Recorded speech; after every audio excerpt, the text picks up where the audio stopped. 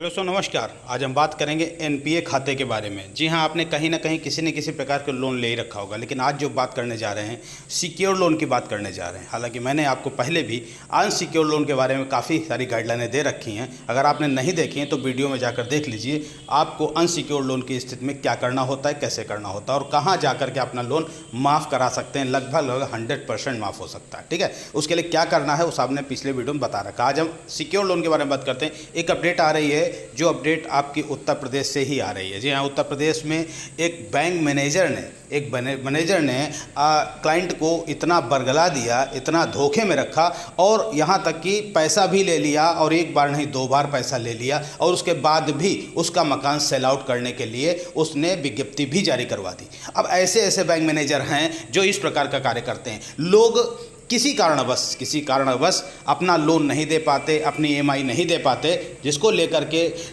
सोचते हैं कि किस तरीके से हमारा ये सब सही हो जाए और हम लोन देने लग जाएं और हमारे ऊपर कोई भी दिक्कत ना आवे। लेकिन समस्याएं होती हैं, कुछ ऐसी दिक्कतें आ जाती जहाँ पर लोन नहीं दे पाया जाता और खाता एनपीए में चला जाता है। एनपीए कैसे जाता है हमने आपको पहले बताया, फिर से थोड़ा सा बता देता हूँ। यदि आप लगातार 3 किस्तें बाउंस कर देते हैं, 3 किस्तें भी बाउंस हो जाती है, पैसा नहीं जमा कर पाते हैं, तो आपका खाता एनपीए में चला जाता है। उसके बाद रिकवरी प्रोसेस शुरू हो जाता है। लेकिन जहाँ सिक्योर लोन की बात होती है वहाँ भी रिकवरी प्रोसेस होता है। आपसे अगर गाड़ी आपने लिया है तो गाड़ी टच करके ले जाते हैं या उसके और जो आपकी ज़मीन है उसको बेचने का प्रावधान बनाते हैं। ऐसे ही एक मामला सामने आया है आपका उत्तर प्रदेश से, जिसमें बैंक मैनेजर ने उसका खाता एनपीए हो गया था। भाई साहब गए वहाँ पर, उन्होंने जाकर उनसे कहा बैंक मैनेजर से कि हमारा खाता एनपीए हो गया, हमें क्या करना चाहिए। बैंक मैनेजर ने कहा आप जितना रेस्ट अमाउंट है उसको आप जमा कर दिया। यानी उनके लगभग 5 से 7 किस्तें बाकी थी। उस बैंक मैनेजर ने उनसे सारी किस्तें जमा करा ली और उस आश्वासन दिया कि अब आपका मकान के हम नीलामी नहीं करेंगे, यानी मकान पर कोई कार्रवाई नहीं होगी, अब सब कुछ ठीक रहेगा। लेकिन इसके बावजूद भी उनको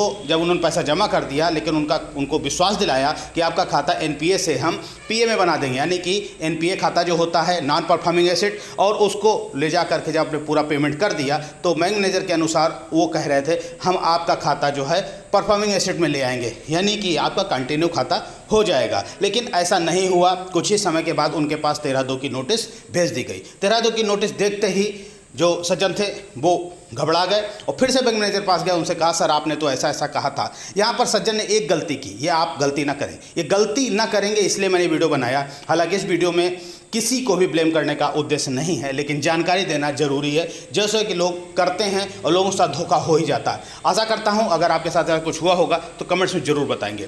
बैंक मैनेजर ने जब उनसे कहा था कि हम आपका जो खाता है वो कंटिन्यू में कर देंगे, वहाँ पर उन्होंने बैंक मैनेजर से लिखित नहीं लिया था। जब भी आप अपने लोन का सेटलमेंट कराते हैं या कोई ऐसी बात करते हैं जहाँ पर आप पैसा दे करके अपना कार्य करवा रहे होते हैं, चाहे एनपीए को परफॉर्मिंग एसेट में लेके जा रहे होते हैं या एनपीए को ख़त्म करवा रहे होते हैं या फुल पेमेंट करके अपने खाते को कंटिन्यू करवा रहे होते हैं, वहाँ पर बैंक मैनेजर से लिखित लेना बहुत ज़रूरी होता है।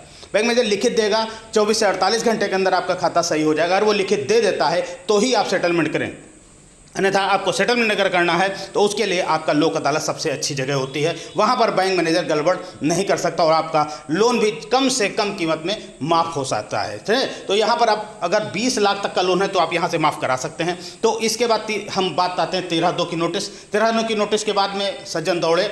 बैंक मैनेजर फिर से यही कहा कि हमारे हाथ में कुछ नहीं, जो कुछ ऊपर हो सकता है बैंक मैनेजर। तो उन्होंने बताया कि आप आगे जाइए। आगे रीजनल ऑफिस गए, वहाँ किसी ने मिलने नहीं दिया गया, वहाँ भी ये कहा गया बैंक मैनेजर जो चाहे सो करेगा। उसके बाद उनको 13/4 की नोटिस भी आ गई।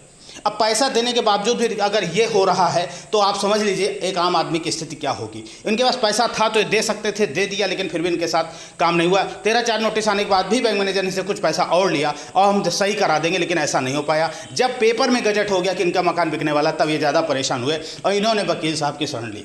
जी हाँ, जहाँ आप भी अगर सरफेसी एक्ट में, डीआरटीए में या आप इस प्रकार का आपका अगर कोई मैटर आता है तो आप संपर्क कर सकते हैं। ठीक है, और अपने मकान को बचा सकते हैं, क्योंकि आपने मकान बड़ी मेहनत से बनाया। जय हिंद, जय।